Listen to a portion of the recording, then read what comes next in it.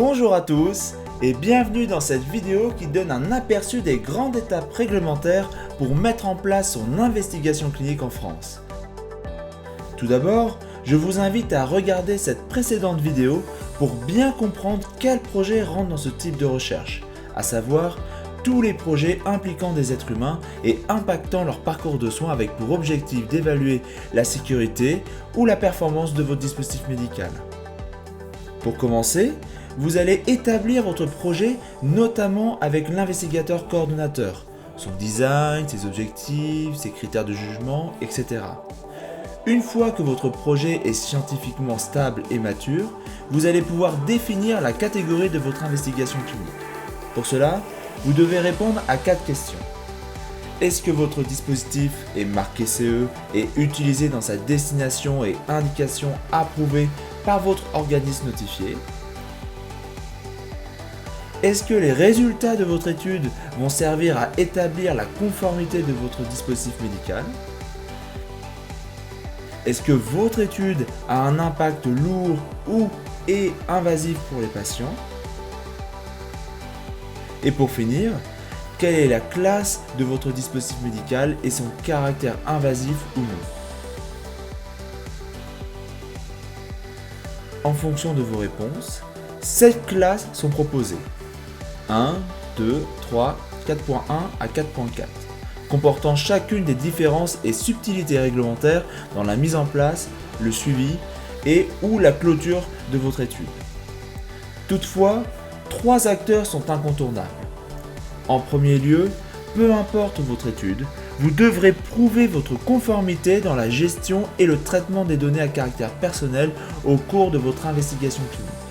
En France, cela passe principalement soit par une déclaration de conformité à la méthodologie de référence MR001, ou dans le cas où elle n'est pas applicable à votre projet, par une demande d'autorisation auprès de la CNIL. Ensuite, vous devez obtenir un avis favorable d'un comité d'éthique. En France, ces comités sont appelés Comité de protection des personnes, CPP. Ce comité est choisi aléatoirement au moment de la soumission de votre dossier sur la plateforme numérique qui est dédiée. Enfin, en fonction de la catégorie de votre étude, une évaluation scientifique doit être menée par l'Agence nationale de sécurité du médicament et des produits de santé. Et l'ANSM coordonne aussi la phase de validation, de recevabilité du dossier que vous présentez avant toute évaluation, quelle que soit la catégorie de votre étude. Et ce n'est qu'une fois après avoir obtenu l'accord, l'avis favorable ou les déclarations nécessaires que vous pouvez commencer la sélection et l'inclusion des patients.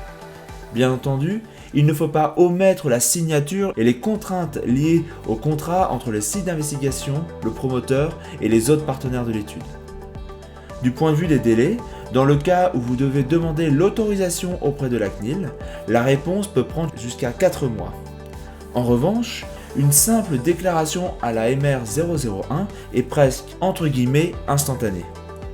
Pour les comités d'éthique et l'ANSM, leur évaluation se déroule au même moment, c'est-à-dire que vous soumettez votre dossier le même jour à votre comité d'éthique et à l'ANSM.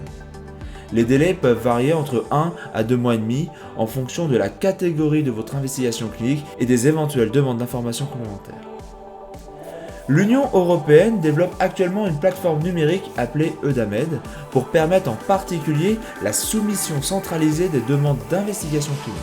En attendant, concernant la France, vous pouvez vous référer au site de la Direction générale de la santé pour les comités d'éthique et aussi de l'ANSM.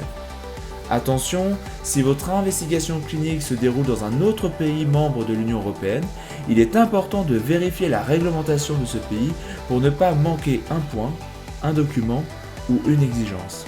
En effet, même si c'est un texte européen qui encadre ce type d'activité, chaque pays membre peut y ajouter des modalités supplémentaires. Merci à vous d'avoir suivi cette vidéo et il ne me reste qu'à vous dire à bientôt.